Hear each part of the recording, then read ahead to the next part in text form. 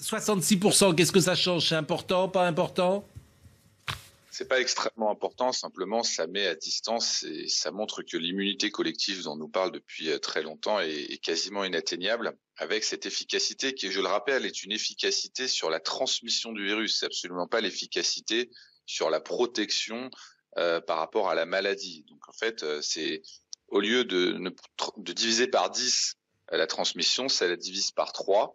Donc ça veut tout simplement dire que l'idée qu'il faut vacciner tout le monde et qu'on fera disparaître la circulation virale grâce à ce vaccin s'éloigne de plus en plus. Ça change un petit peu la donne parce que l'idée de se précipiter pour vacciner tous les enfants pour atteindre cette immunité collective est battue en brèche.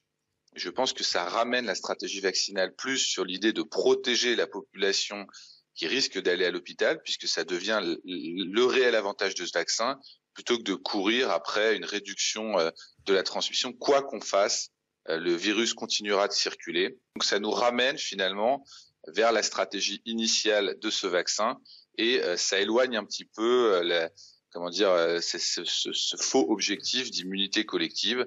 Donc ça sert à rien de s'exciter à vacciner les enfants, à mon sens, s'ils n'en ont pas besoin pour leur propre santé. Les enfants, c'est avant 12 ans?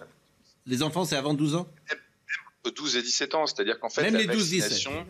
Il faut que la vaccination se fasse pour une protection individuelle de la population, c'est-à-dire qu'on vaccine les gens qui sont à risque, mais vacciner les gens pour protéger les autres, ça devient plus discutable avec ces chiffres. Et je rappelle que c'est des chiffres qui tombent aujourd'hui sur des données américaines qui sont très solides, mais il y a 4 ou 5 études, dont l'étude française d'ailleurs, qui montrent exactement le même chiffre. Donc c'est vraiment une donnée qui est très solide. Donc l'immunité collective, ça ne doit plus être l'objectif. D'accord. Moi, je retiens une phrase forte que vous venez de dire: vacciner les gens pour protéger les autres.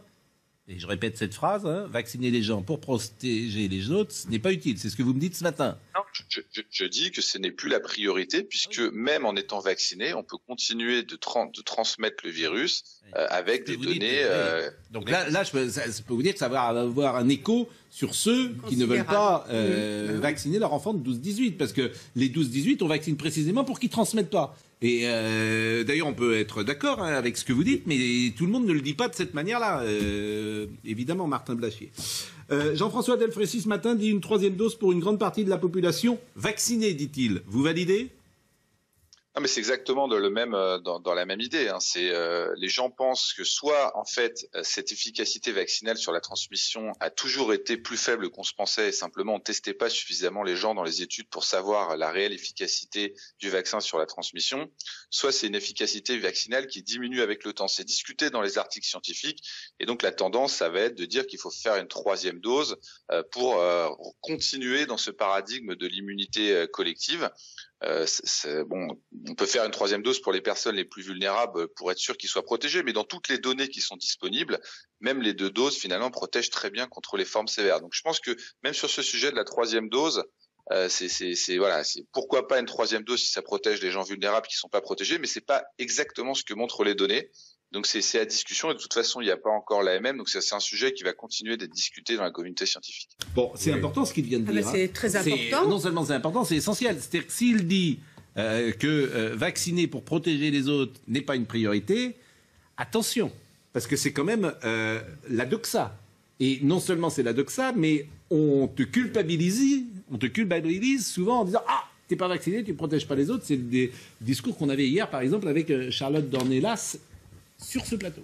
Et d'ailleurs, ça va donner raison à toutes ces manifestations anti-pass. Parce que dès le début, en fait, on avait dit il faut absolument cibler les personnes à risque et les personnes âgées.